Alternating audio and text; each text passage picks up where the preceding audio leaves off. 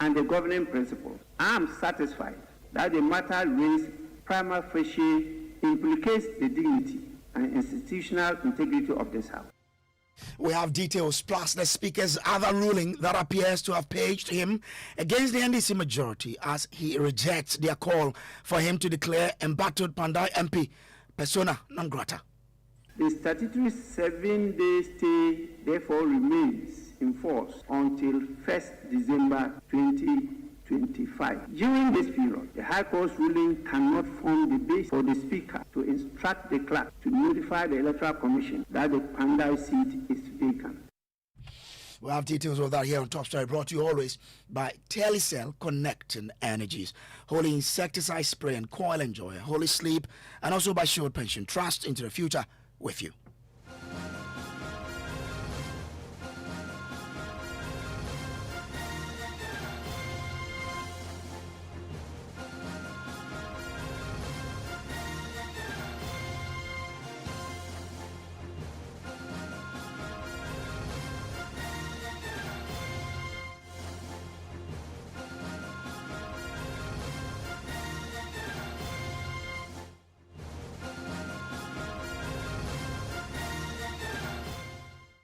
Tonight, Minority Leader Alexander Afenyo-Markin set to face disciplinary hearings as Speaker Alban Bagman refers him to the Privileges Committee for alleged contempt of Parliament.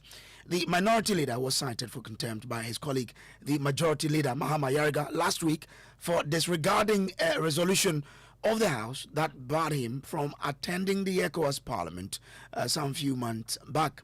First, listen to Mahama Yariga when he made his case before the Speaker last Tuesday. I had to intervene and threaten the Speaker of the ECOWAS Parliament that if my delegation returned to Ghana without being sworn in, she will receive a resolution of the Parliament of Ghana directing Ghana to withdraw from ECOWAS itself. It was upon that threat that the Speaker of the ECOWAS Parliament then caved in and swore in four members of our delegation. Mr. Speaker, he has clearly affronted the dignity and engaged in an act that constitutes an affront to the authority of this Parliament. And it is time that the Honorable Afenyo-Markin be put in his proper place. Mr. Speaker, I therefore rise pursuant to the relevant orders to make a complaint of contempt of Parliament and a breach of parliamentary privilege, and to urge you, pursuant to the appropriate orders, to refer the Honorable Afenyo-Markin, Alexander Kwamina, to the Privileges Committee for him to be processed. Parliamentary Affairs correspondent Kweku Asante has joined us with more on this particular developing story. Kweku, first, tell us more about this resolution and how the Minority Leader's name was removed from this ECOWAS delegation list in the first place. Hello, Brace, if you can say that again. I wanted you to tell us more about this resolution and how the Minority Leader's name was taken out of this list from the ECOWAS delegation. Well, yes, for years now, Alexander Afenyo-Markin has been one of the very key figures in Ghana's delegation to ECOWAS, so much so that he has risen through the ranks and become the third deputy speaker at ECOWAS. However, since he became leader, in fact, he went to ECOWAS first as an honorary member and then as a deputy majority leader and was H.M. Sabonsu. He kept that position even when he became leader, and the concerns of some members, especially on the majority side, the NDC side, was that when it comes to ECOWAS delegation and also Pan-African delegations, the leadership of both sides are never part of that. It is actually the deputy leaders who actually join the delegation to ECOWAS. And so Alexander Afenyo-Markin continuously being a member of that delegation, despite now being a leader, was not appropriate. And so Parliament indeed passed the resolution, removing him and replacing him with Patricia PJ.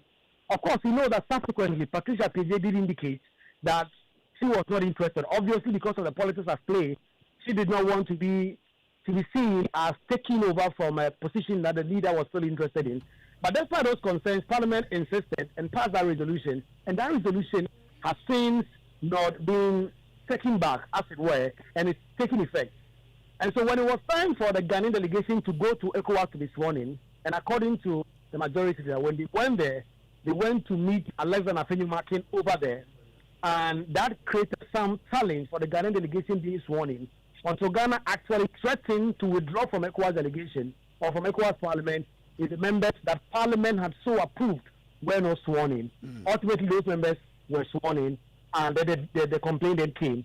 Today, the Speaker of Parliament says, after looking at the facts, he has made a prima facie determination that Alexander Afenyo-Markin's conduct is potentially contemptuous of Parliament, and that will have to be looked into. Listen to the Speaker's determination. Conduct that conveys the impression that Parliament's decision may be ignored without consequence qualify as an affront to dignity, even if committed outside the presence of the House. Democratic experience across the world teaches that institutions endure not by their formal design alone, but by the conduct of those entrusted with them. The strength of this House, therefore, rests not merely in its constitutional design, but in the consistent respect members accord to its decisions and processes. Honorable members, having reviewed the complaint, the standing orders, and the governing principles, I am satisfied that the matter raised prima facie implicates the dignity and institutional integrity of this House. Pursuant to Order 34.1, I therefore refer the matter, the complaint lodged by the Honourable Member for Boko Central and a majority leader to the Committee on Privileges and Immunities for examination, inquiry, investigation, and report to the House. Well, Koku, who are the members of this committee, and what are the Speaker's specific directives to them? So this committee is chaired by Bernard Ahiafo. We know his long, drawn, sometimes arguments with Alexander Afenyo-Markin when they meet on the appointment committee and all that. He is the chair. It's a 17-member committee, but because of the very small number of the minority in Parliament, they don't have a very big representation on it. Just about 4 people on there. It is chaired by Bernard Ahiafo. Listen to the Speaker giving out the indication of what exactly the committee should do. The committee is directed to 1. Ascertain the relevant facts giving rise to the complaint, including the actions taken by the House and by the Honourable Member concerned. 2. Review those actions taken within the framework of our standing orders and the applicable protocols of the ECOWAS Parliament. 3. Determine whether the conduct, if established, constitutes contempt of Parliament or a breach of privilege under Orders 30 and 31 ill. And 4, make appropriate recommendations to the House for its consideration. I urge the committee to discharge its mandate with diligence, impartiality, and decorum, ensuring that all parties are given a fair hearing until the committee completes its inquiry and response to the House and reports to the House. I advise honourable members to refrain from public commentary on this matter. Well, Kokwasante, please stay with me, because another important matter has also been determined on the floor today, where MP for Kandai, Matthew Yindam, has been given a lifeline by Speaker who has ruled that he can remain a member of Parliament up until Monday, December 1. It will be recalled that the majority side insisted that Pandai MP was no longer a member of the House after his election was annulled by Tamale High Court. But Matthew Yindamon was also blocked from contributing to the budget debate, but delivering a ruling on this issue. Alban Bagbin held that once a notice of appeal had been filed by the MP, the Court of Appeal rules provide that decision is stayed for 7 days. We'll come back to this particular story, so do stay with me. But let me go on to the phone lines now and bring in former Deputy Speaker of Ghana's Parliament, Joseph Osei Usu. I'm grateful to you, sir, for joining us. You've been a leader in the House. You've been a chairman of the Privileged Committee for quite some time. What is your own reading or view on this particular ruling that the Speaker has given in terms of the conduct by the Minority Leader? Well, I think we can only be guided by the standing order. The standing order says that if a member files a complaint, the Speaker shall refer the complaint to the Privileges Committee to investigate and report. For me, that's all it is. The Majority Leader thinks that the Minority Leader has taken some steps, has not responded to a resolution of the House, and that conduct, in his view, amounts to contempt of Parliament. By our rules, it is for the Speaker to refer the matter to the Privileges Committee to investigate and report. The issue is, I'm wondering, which rule determines which leader goes where, or which member goes to which committee? I was a member of the Parliament for 4 terms. For the membership of any committee, it is the side which the member belongs that determines who goes where. When Ambrose Derry was Deputy Minority Leader, he was a member of the Pan-African Parliament. But Honorable Adjoa withdrew from the Pan-African Parliament. Honorable Afenyo-Markin went to the the ECOWAS Parliament. There's no hard and fast rule about who goes where. If there's anybody who has any rule which says that this is how it is said, I'll be glad to know. How leadership of the various sides choose who to go where is actually by practice and by convention. As to whether any side is bound by any conventional practice, such that if they don't do it as such, they will be in contempt of Parliament, I'll be glad to hear how that is determined. But to the best of my knowledge, different leaders often chose which committees they serve. And I really would like to see a demonstration of how it is the House that determines which committee a side presents its members. Usually, there's a committee which sets up the various committees, and each side brings its own nomination. So I'll be surprised to hear. But in absence of this rule you talk about, we understand there was a resolution in the House to present a certain number of people to the ECOWAS Parliament. Isn't that as powerful or as enforceable as a rule of Parliament?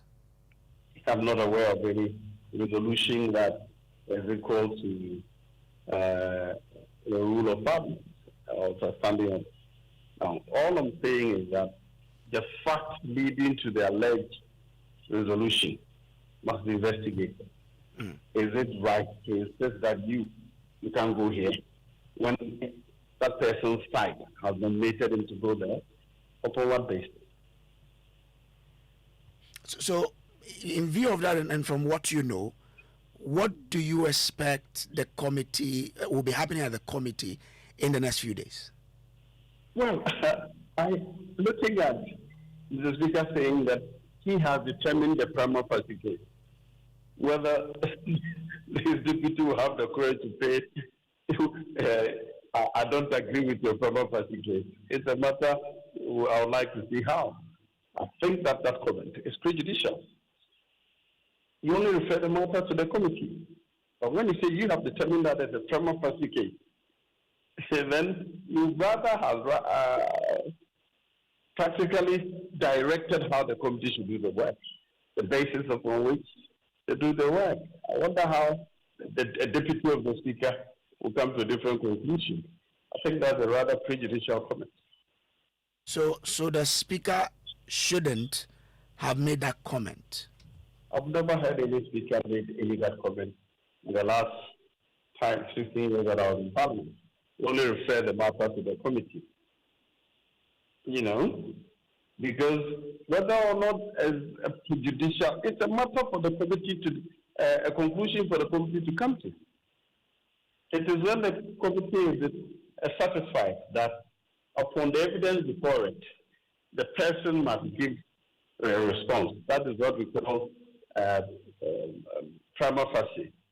If you do not give any response, then you are guilty. That is prima facie. The speaker has not heard any evidence. He has only heard a statement. Can he make a prima facie determination based on a statement? That, in my view, is tricky.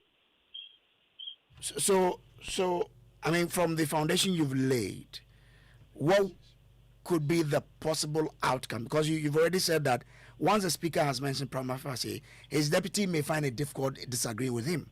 What could be the possible outcome there? What it means is that the honorable minority leader is not likely to get justice.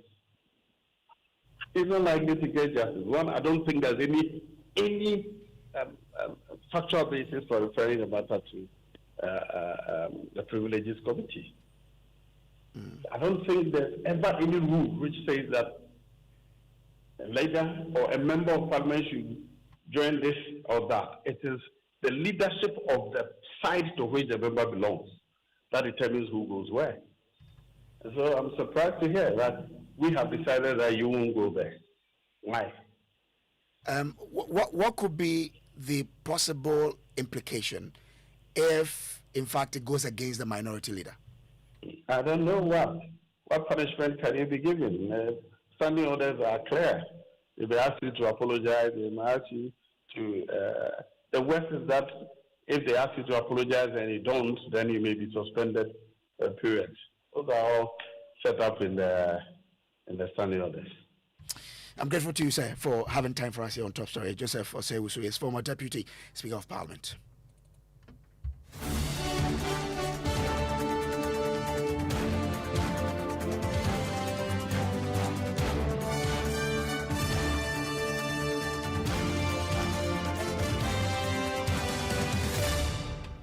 This is still Top Story. Well, in the House today, the Speaker of Parliament delivered a ruling on the issue involving the Pandai MP Matthew Yundam and the majority who wanted the Speaker to declare him a persona non grata of the House. But the Speaker says once a notice of appeal had been filed by the MP, the Court of Appeal rules provide the decision is stayed for 7 days. Listen.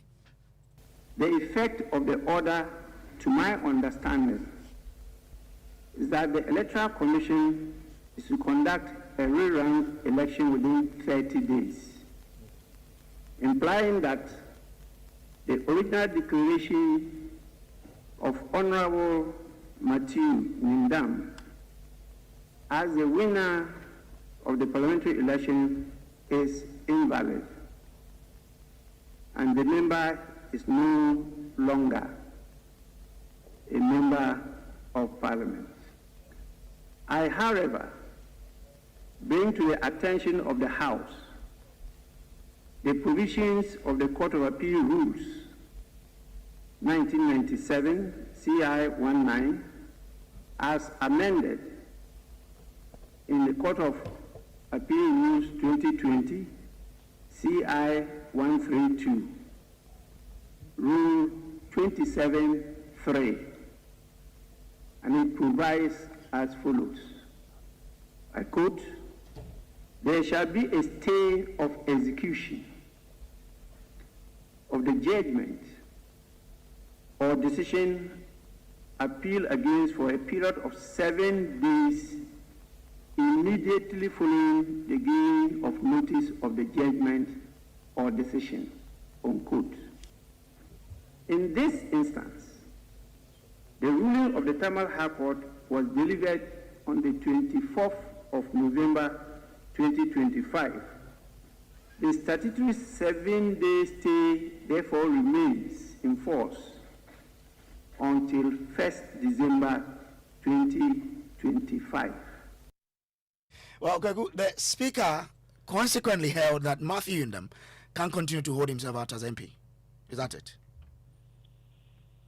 According to the Speaker of Parliament, given the facts he has just narrated, Martin Yundam could have legally been on the floor to transact business and point himself out as a member of Parliament, and he did no wrong yesterday when he did show up.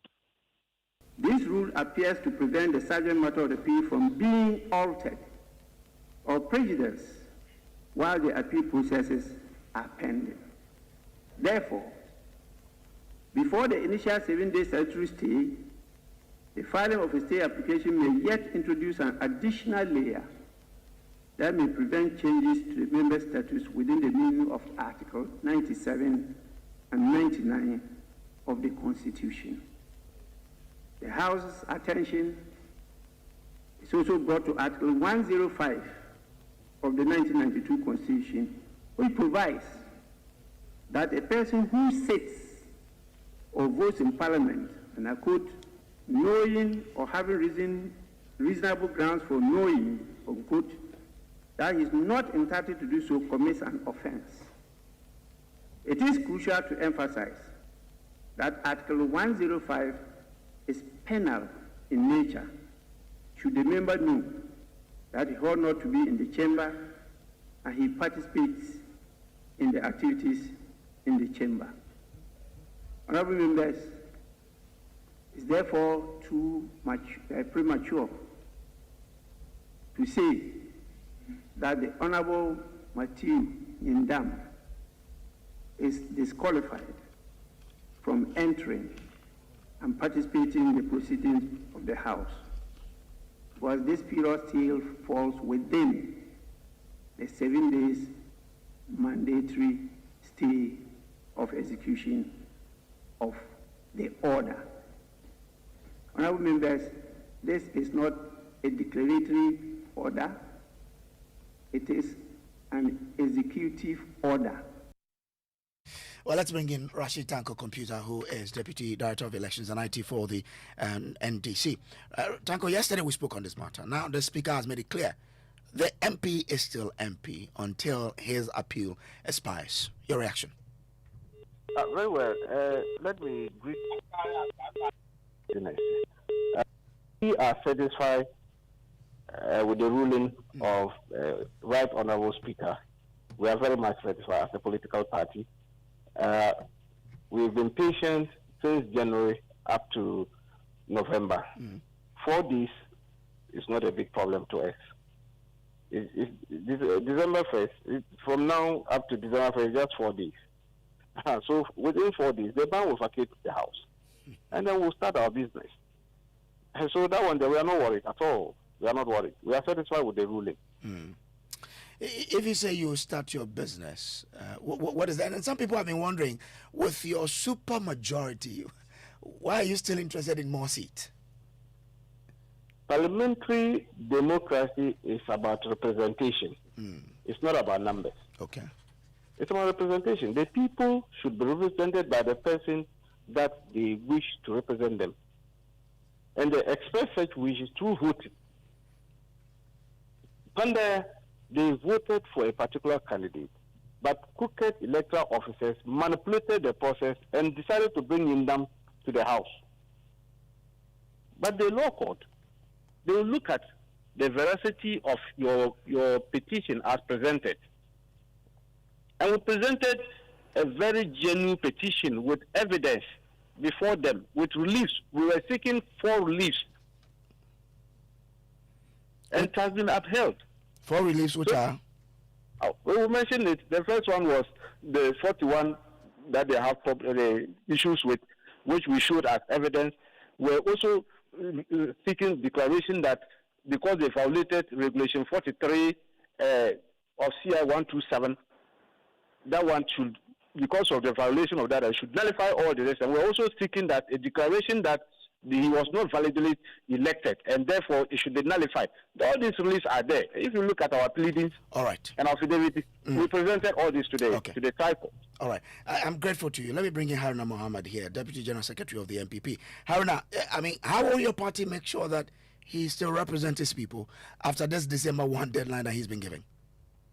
Thank you very much, Samuel. I want to first of all put on record, if the Speaker of Parliament is clearly stating and using the Court of Appeal Rule 1997 and reference to CI 19, Regulation 27A, and he's stating the mandatory period of stay of execution, whether requested or unrequested. That is what the Supreme Court has said in the Supreme Court rule, as established in CI 19. If that is what he wants to state, then it is on point of law. But if the Speaker wants to extend that stay of execution to the application of Matthew Nyindam for stay of execution, then the Speaker of Parliament has erred. How has he erred? I mean, he says the law, once you file, it is active for 7 days until the court either upholds that appeal or throws it away. Where did he err? I am very clear in my mind and the position of the law. And if you permit me, what the Speaker has read and the ruling, the Speaker was very mindful. That is why I'm situating the Speaker's ruling in that particular circumstance. Whenever there is a ruling, the Supreme Court, the Court of Appeal rule, whenever there is a ruling, there is a 7-day mandatory period for a stay of execution before it is executed, based on the orders of the courts. That's what the Supreme Court, the Court of Appeal rule, as established in the CI. The Speaker quoted Regulation 27.3a. He said, for a period of 7 days immediately following the giving of the judgment or decision. So it means that, and it is captioned as stay of execution. The B says that for a period of 7 days immediately following the determination by the court below of an application and sub-rule 1A where the application is refused. It means that apart from the mandatory period, the client or the applicant or the appellant has the right to apply for a stay of execution. So once that particular stay of execution is being done by the aggrieved party, after the mandatory period of the 7 days that it elapsed, then the stay of execution application by that particular client will come into force. And that is why the Speaker was mindful and ruling it to the 1st of December, where the mandatory period will end. And mind you, in the same court, we made that particular application, and the court itself fixed it on the 17th of December. So, meaning that the court has not refused it as established in Regulation 27.3b. So, there is no any refusal. So, I am telling you that on point of law, the Speaker will be forced to make another ruling after the expiration of the 1st December. All right. We look forward to that. And if it doesn't, make a ruling that favors your side, what will you do? For the Speaker, there is only one chamber that it is that passes or that takes decisions on point of law. So it is because the High Court has spoken. That is why the Speaker is basing on it. The Parliament chamber is not meant for decisions of the court. The Chamber of Parliament is not meant for decision of court. It is the court that takes decision on orders. So the order of the court indicated that 17. So before that should be expired, there is nothing that bars Matthew Nyindam from being the Member of Parliament for the good people of Pandai. And again, even if the court rules on the 17th of December, dismissing the application for stay of execution, the same day we can file a stay of execution at the appeal court, and that is what the law is. So nobody should misconstrue the law. The law will continue to be the law, and that is what we want everybody to know. Haruna, I'm grateful to you for joining here. Haruna Mohammed is Deputy General Secretary of the NPP. This has been Top Story, brought to you always by Telecel, connecting energies, Holy Insecticide Spray and Coil. Enjoy Holy Sleep, and also by Shield Pension Trust, into the future with you. This ends it for Top Story. We'll take some messages, but when we return, we'll take you to CDD for a chat on the Krontini Akwamu lecture, and it's folk themed Galamsey, a country search for a solution in plain sight. And this is the 20th Krontini Akwamu lecture on a theme Galamsey, a country search for a solution in plain sight. The keynote speaker is our own Erastus Asari Donko, multiple award-winning investigative journalist, and you know the work that Erastus has done on this Galamsey file. So do stay and enjoy what Erastus has to present to all of us tonight. Good evening.